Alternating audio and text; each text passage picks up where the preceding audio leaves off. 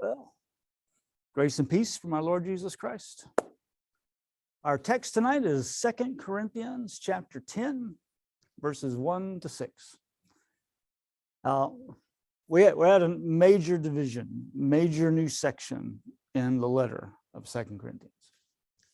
There's really three major sections. The first section ran from chapter 1 through the end of chapter 7.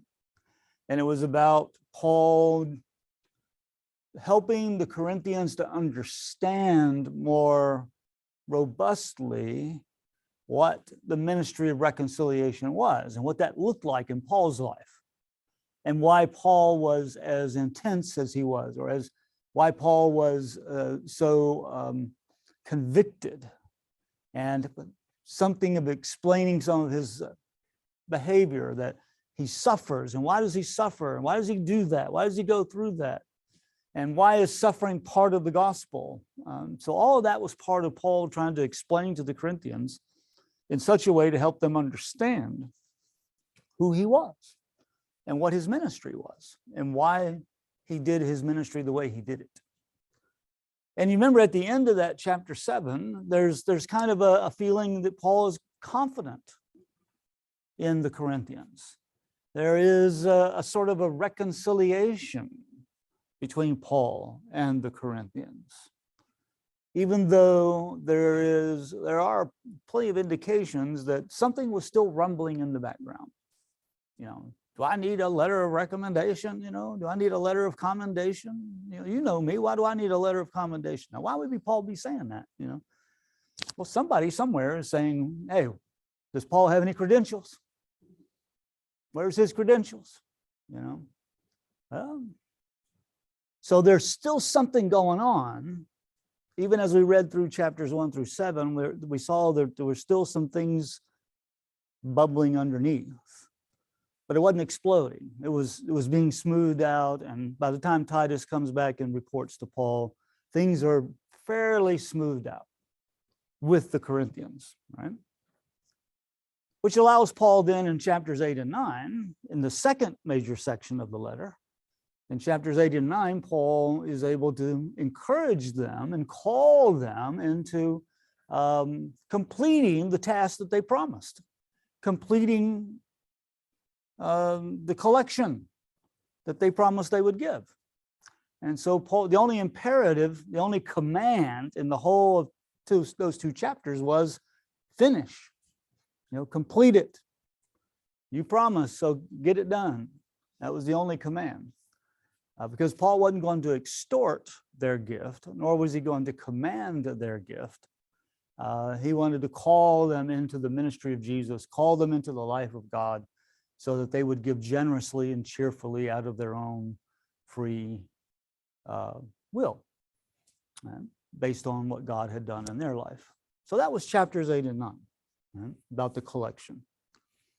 Now, when we come to chapter 10 through chapter 13, we're in a different world. In fact, it's such a different world that some scholars, the first one to suggest it was similar back in 1778, a German scholar who said, chapter 10 really doesn't sound like chapter 7. And it doesn't sound like chapter 9. It sounds like Paul was a little upset. And that Paul has been trying to smooth things over, you might say, and encourage the Corinthians. And then when you get to chapter 10, it's like we got a different person talking. Because if you look at chapter 10, verse 1, he says, I myself, Paul. Now, he's been using we all the way through the letter. He rarely talks about I. I is not, we is what he uses. Editorial we, or just his entourage, or the apostolic ministry, whatever that we means.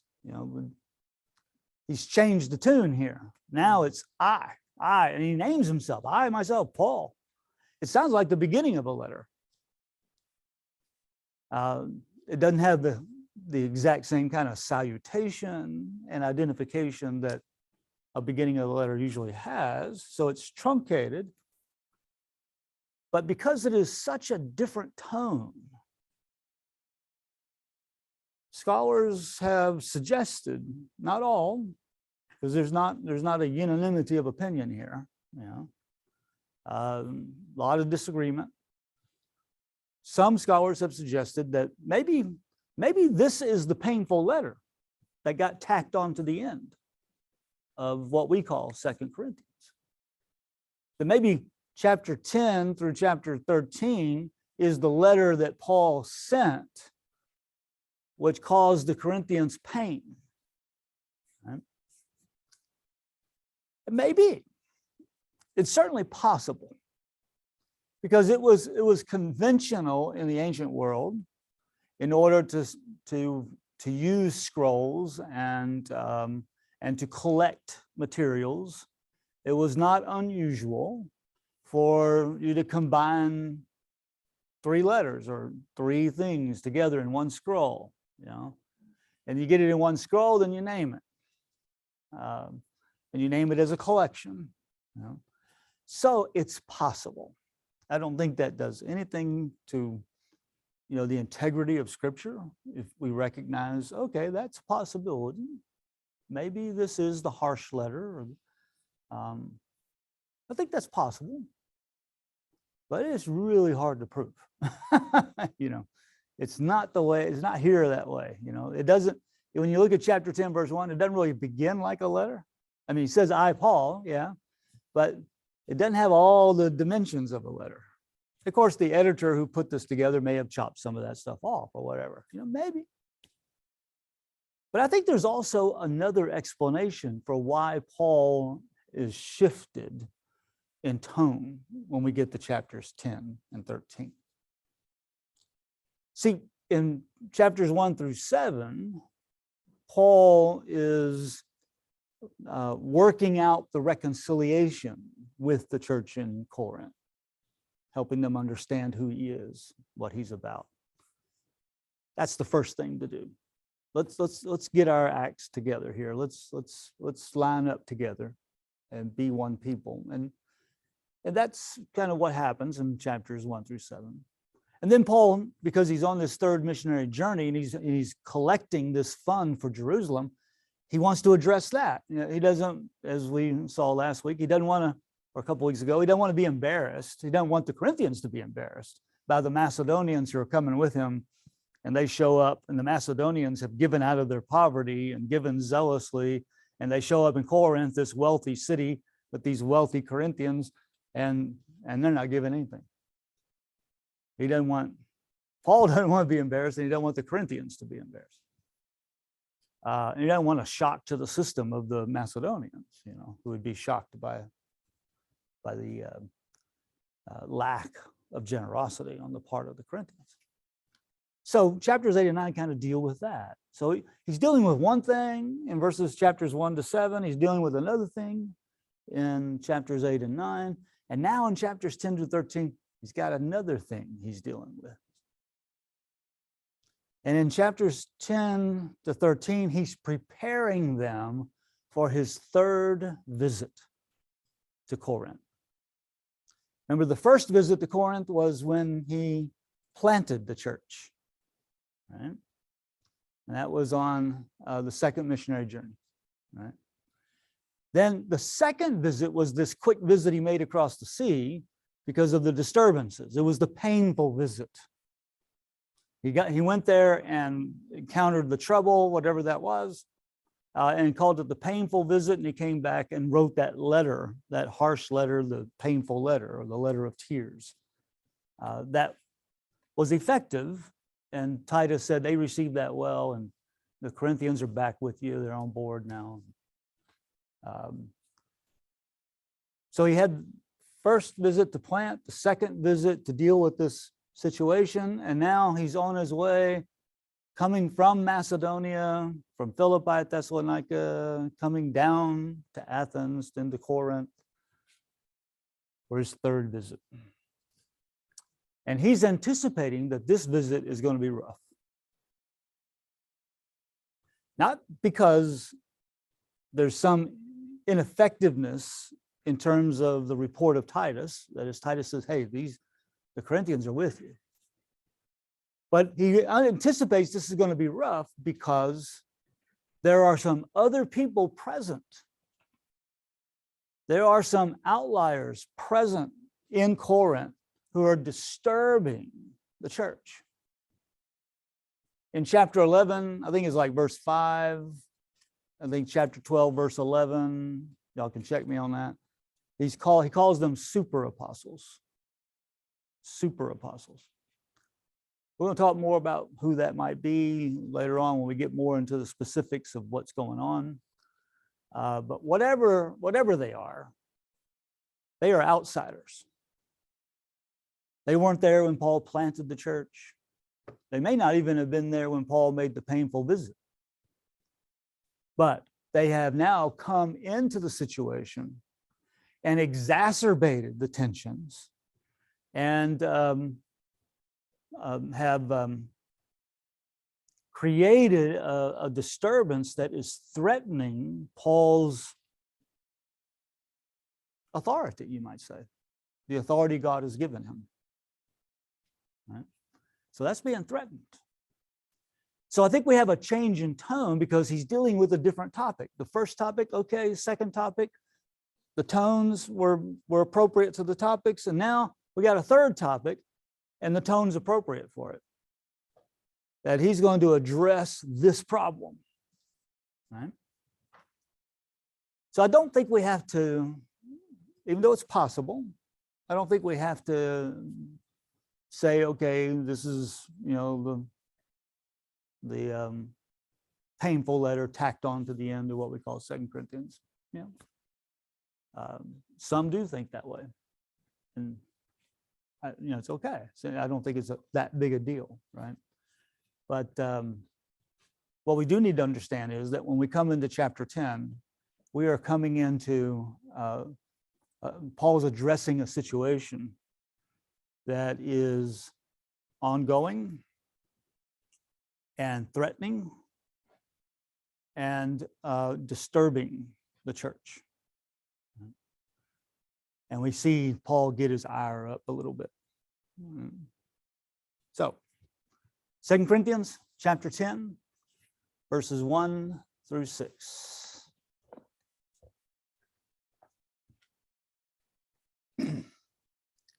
I myself, Paul, appeal to you by the meekness and gentleness of Christ. I who am humble when face to face with you, but bold toward you when I am away. I ask that when I am present, I need not show boldness by daring to oppose those who think we are acting according to human standards. Indeed, we live as human beings, but we do not wage war according to human standards. For the weapons of our warfare are not merely human, but they have divine power to destroy strongholds. We destroy arguments and every proud obstacle raised up against the knowledge of God. And we take every thought captive to obey Christ. We are ready to punish every disobedience when your obedience is complete. The word of the Lord. Thanks be to God. Wow, I mean, that's kind of like he's coming out with the fist up, right? He's punching. And he's being sarcastic, using a little irony. He's not holding back, and we're gonna see him. He's going to struggle with this in some ways, but he's also so confident about who Christ is and what the knowledge of God is, who God is, that he's going to defend that knowledge of God.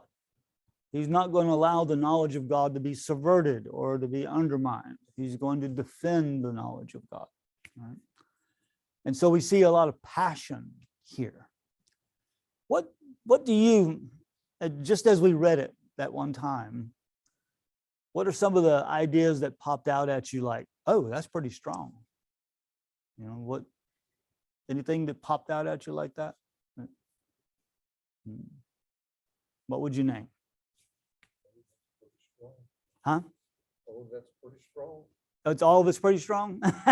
Okay, well, let's name some of them. What is strong? I'm going to punish. Contrasting the weapons. Yeah, the contrasting the weapons, what we're fighting with and what we're fighting over. Right? Yeah. Maybe we can put it this way. As you read this, what is Paul being accused of? What is the accusation that lies behind his words? What's he responding to? Can you get that? Saying he's slandering. Slandering? Okay, what do you mean? Saying something that's not so.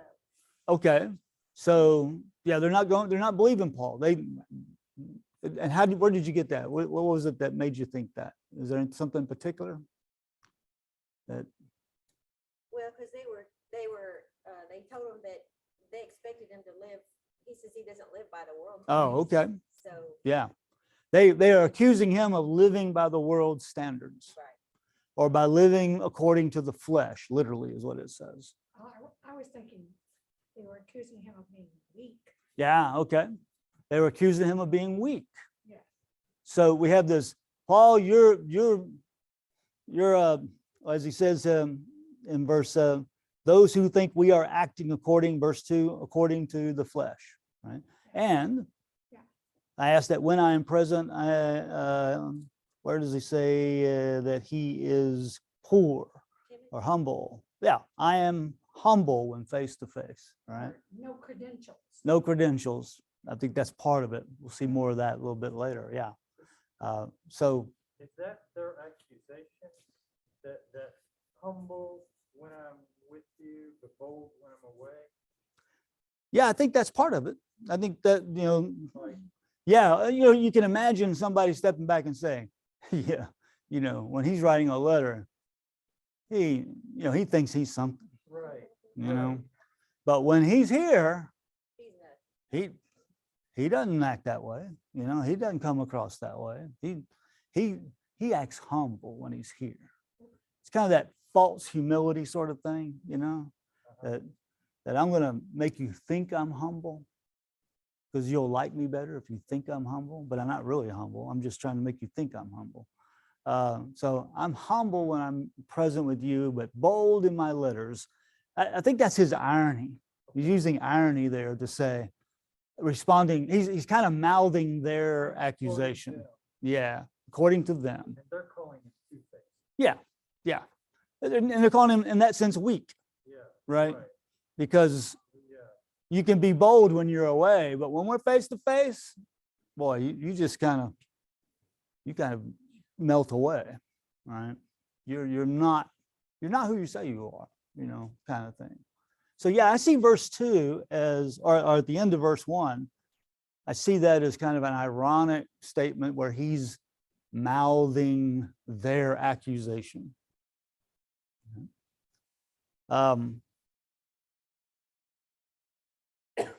Let's talk about that verse 2 just a moment. I want to come back up to verse 1 in a moment, but I ask that when I am present, I need not show boldness by daring to oppose those who think we are acting according to the flesh or according to the world or according to human standards, acting according to the flesh, using the way the world operates in order to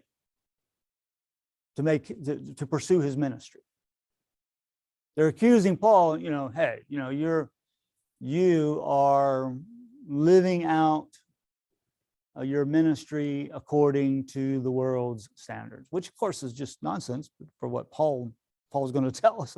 But I go through all this suffering, if I'm living out according to the world's standards. But they're asking, when I am present, I need not show. He's asking that when I am present, I need not show boldness. In other words, I'd like to come back and not be bold. In other words, bold in the sense of actually doing something about the situation. All right? That's the kind of boldness we're talking about. Doesn't that, he's trying to say it's meekness and gentleness of Christ, Yeah, right? And that's his definition of being humble. yeah, yeah, yeah. That's how he wants to approach them. Yeah. He says, I appeal to you, I exhort you, I ask you. In fact, and then he uses the word, I beg you. I ask or beg. I'm coming among you as one who is meek and gentle, that comes from Christ.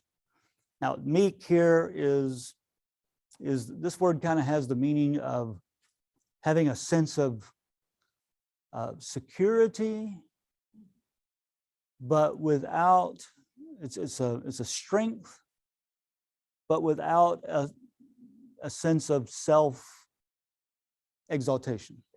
You know, Power. it's strength with humility, right? It's a humble strength, meekness. Gentleness is you could translate this clemency. It's a mercy that attempts to understand the situation, right? And show clemency or show mercy or show gentleness. In other words, I'm trying to come among you as one who just doesn't come in and swinging a sword and bashing everybody up, you know, and just beating everybody up. I'm coming in strong. That is, I know who I am, and I have some self-control about that. And but I don't think too highly of myself. I recognize that whatever strength I have it not because I'm top dog. All right. And I'm going to do this in a gentle way. I'm going to show clemency and mercy, but I will be bold if I need to. I will deal with this situation if I need to. And I'm hoping that I won't have to be bold. I'm hoping that as I come into Corinth and we meet together, that reconciliation is complete and that you have rejected these super apostles, because the super apostles are the ones who are saying he's living by the world's standards. But really they are. But really they are, right? That kind of thing. So there's a lot of irony right here at the beginning. And that's why it's so startling, you know, and it just startles us when all this nice, gracious, meek, you know, gracious interest in forming people as generous people and talking about grace and talking about who Christ is and thanks for his indescribable gift. And then chapter 10, verse 1.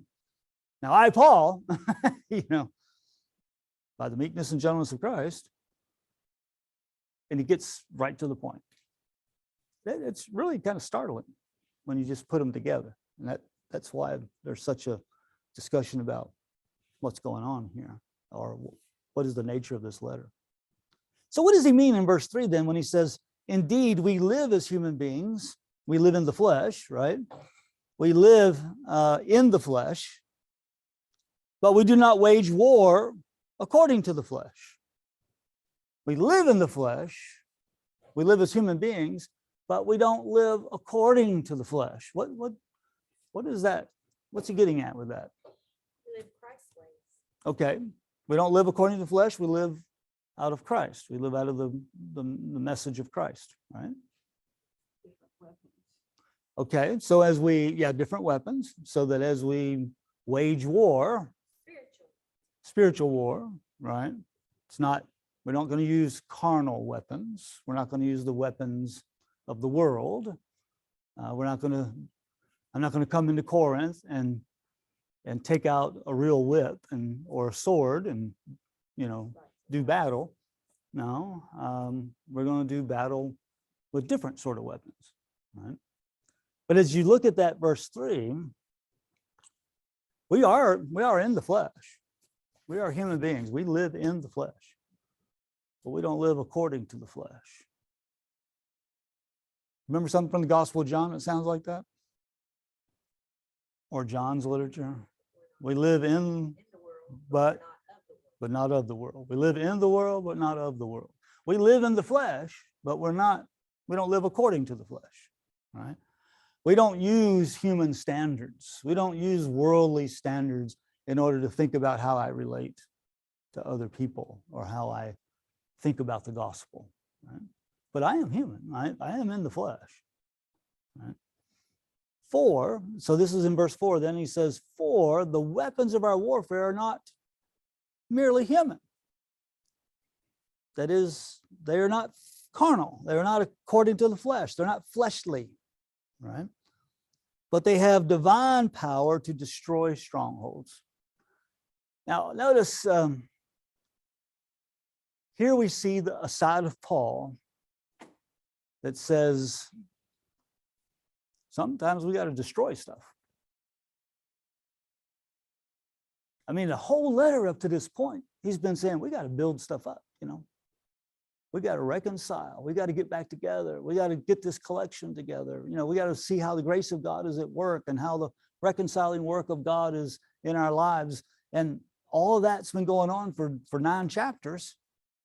And now in the 10th chapter, he talks about, we got to destroy some stuff, you know.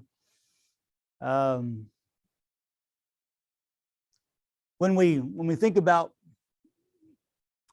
our relationship to evil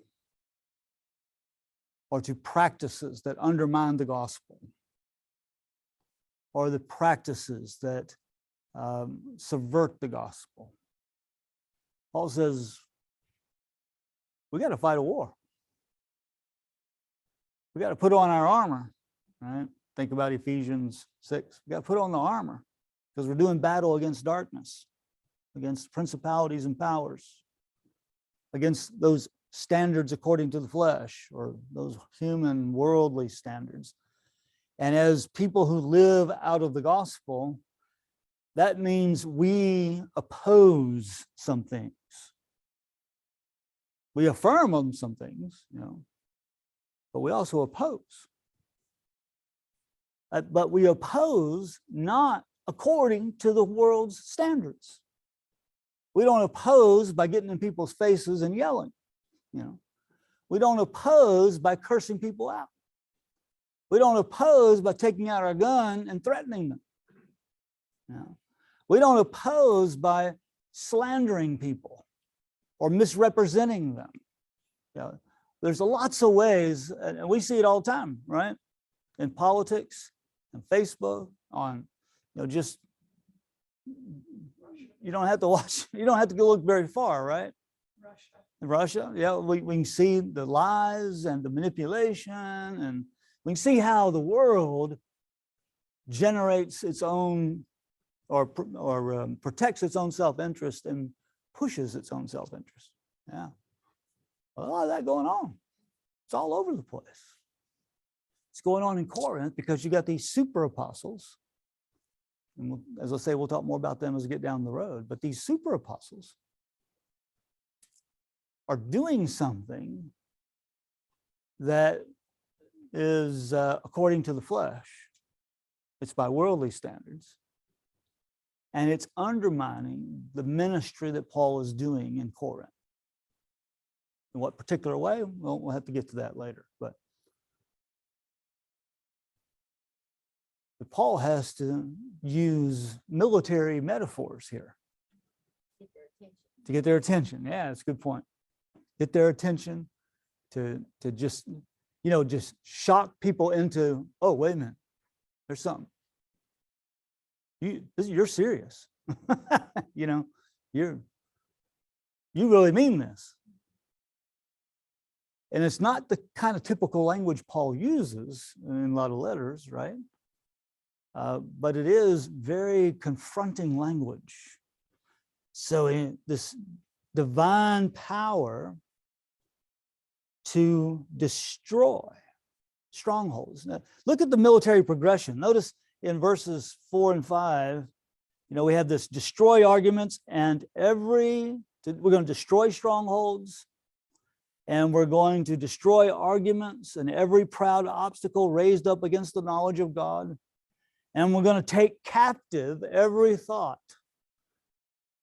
Think about you're going to go to war, you're going to take the stronghold, and you're going to take prisoners. He's using this military campaign language, right? But he doesn't mean it in terms of violence. He means it in terms of reconciliation, that he's going to move in the situation to take every thought captive to Christ, enslave every thought to Christ. Right?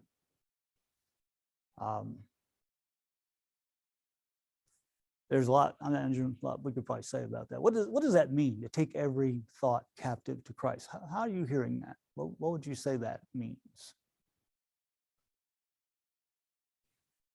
Every thought in prayer.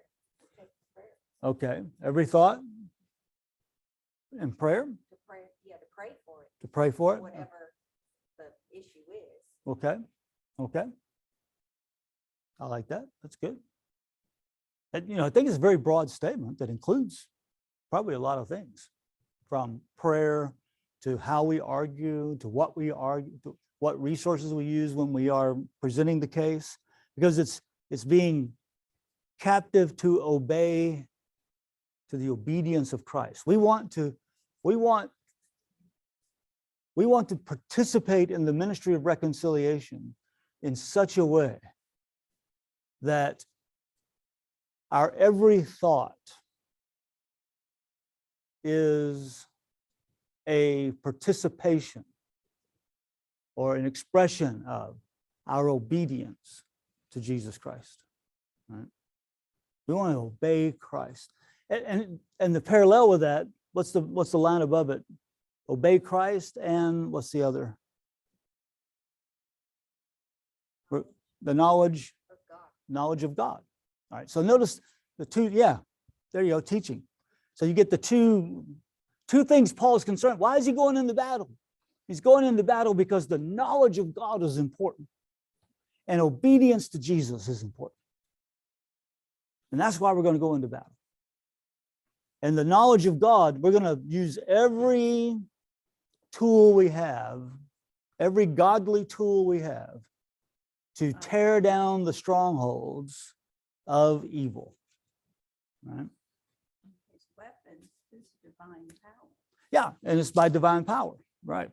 That is what God is doing in our lives, right? How God is at work by the Holy Spirit in our lives to bear fruit and so on.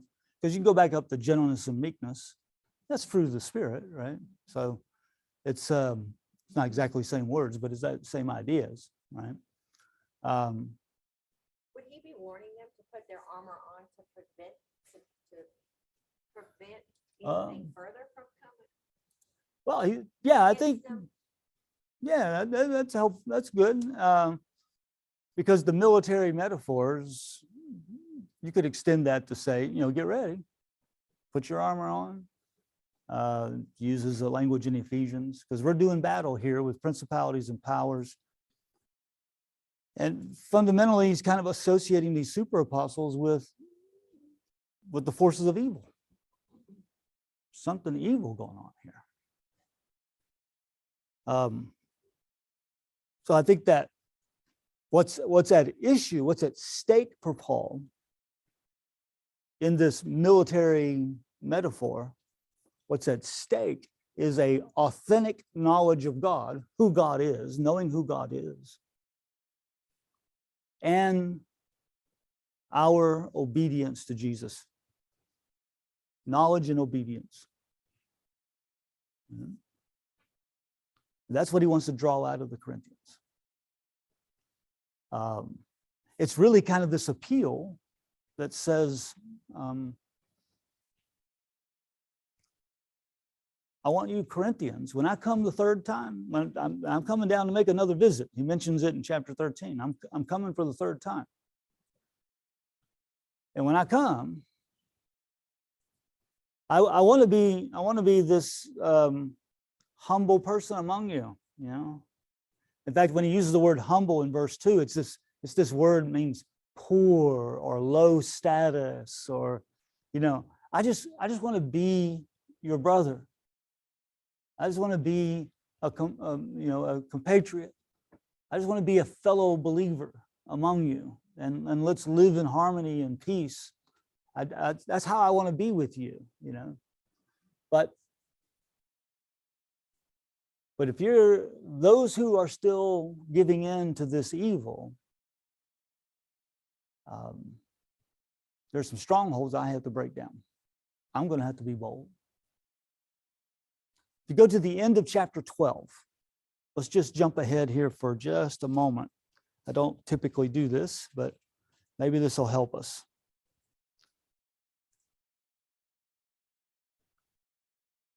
When he says, verse 20, chapter 12, for I fear that when I come, I may find you not as I wish, that you may find me not as you wish. You know, I may have to come in a bold way, and you're not going to like that. I fear that there may be perhaps be quarreling, jealousy, anger, selfishness, slander, gossip, conceit, and disorder. Wow, that sounds like a troubled church. You know, that's not how you want your church described. Right? But I fear that when I come again, my God may humble me before you, and that I may have to mourn over many who previously sinned and have not repented of their impurity, sexual immorality, and licentiousness that they have practiced. In other words, there's also still an ongoing sexual problem of some kind that Paul is going to have to deal with. So he's saying, I'm coming again. Chapter 13, verse 1, this is the third time I'm coming to you. So I'm coming again. But what I would really love is that when I come this third time, you've rejected all of that mess, and you've been reconciled to God, and that you have rejected the super apostles. So when I come, I won't have to be bold. So he says a little further down in chapter 13,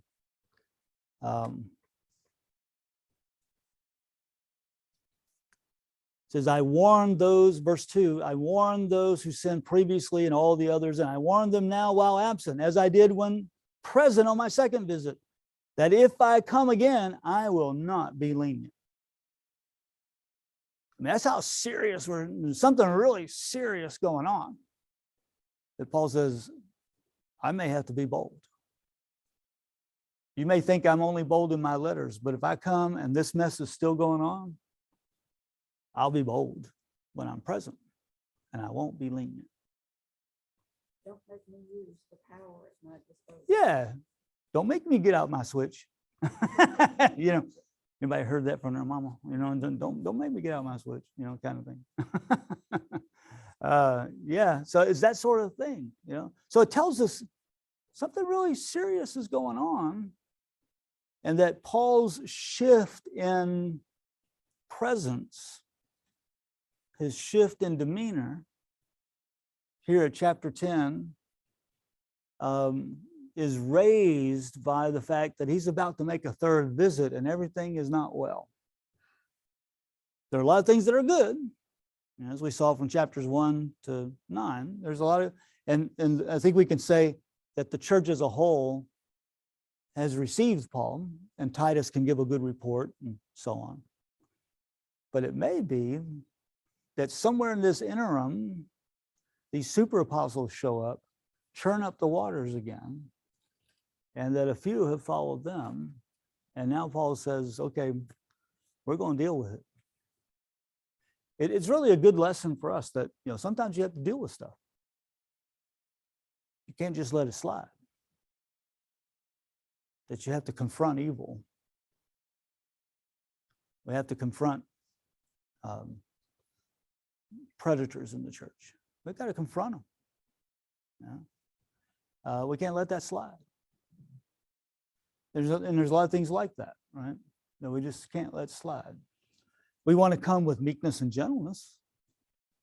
We don't want to have a kind of a self-importance that says we know everything and we got the right answer all the time. No, we don't need to have a sense of status that we can lay down the law from above.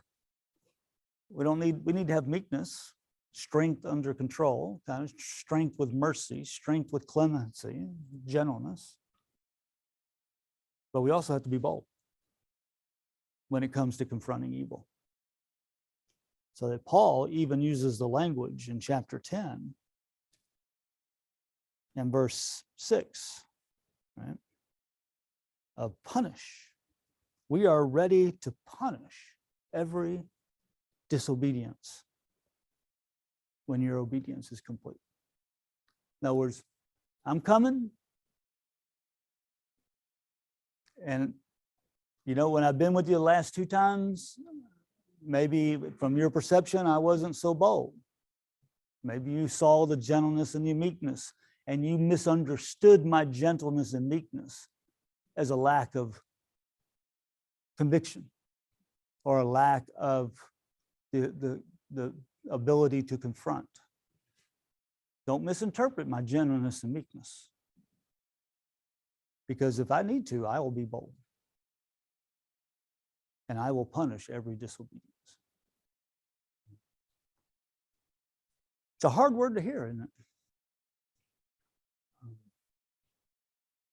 Because we don't usually like to think about it. What the punishment would be? Yeah, that's a good question. What would the punishment be? What would that be? We might get a little indication there at the end of chapter 12 and the beginning of chapter 13, which we'll get to down the line. But I imagine it's some kind of exclusion, some kind of moment of dismantling the hubris, the presentation or the perspectives of the super apostles, and undermining their approach to things, and to exclude. Yeah, we see that in Paul in 1 Timothy as well. Paul excludes a couple of false teachers, there in 1 Timothy chapter 1, verses 18 to 20. Paul can exclude when he needs to. And there are some times when you need to exclude, because the evil that is present will destroy the people of God, right? The leaven will leaven the whole lump, right? Kind of thing. So sometimes you have to stand up for what's right and name it, and pursue it in a community of faith. Right? And that's what we see with Paul. I'm about to come. I'm coming. And I'm really happy that Titus, that things are really good in the sense of what Titus reported. But I also understand that either since Titus was there, or even as Titus was there, some people came in with a different story. They came in with a different gospel. They came in with a different Jesus. And we see that. What is that? That's chapter 11, I think. Verse 4, chapter 11, verse 4. If someone comes and proclaims another Jesus, a different kind of Jesus, right? Another Jesus than the one we proclaimed, or if you receive a different spirit, a heteron spirit, like heterosexual, different, altogether different spirit from the one you received, or a different gospel. What Paul is dealing with, whatever it is so serious that it's not the Jesus he preaches, and it's not the spirit he has received, and it's not the gospel that he proclaims. And because it is that serious, he's going to have to be bold and punish disobedience. Yeah, maybe we need to hear that kind of strength sometimes, because there are a lot of things that we need to be bold in opposing, in our context and in our churches, right? The kinds of things that render what we're saying to be a different Jesus or a different gospel. That doesn't mean we have to get bold and punish people for having different opinions. All right? That's not what we're talking about. We're talking about something that is a different gospel. And that, Paul says, we got to tear that down and take every thought captive to Christ for the sake of obedience to Christ and the knowledge of God. May the grace of our Lord Jesus Christ, the love of God, and the communion of the Holy Spirit be with us all. Amen.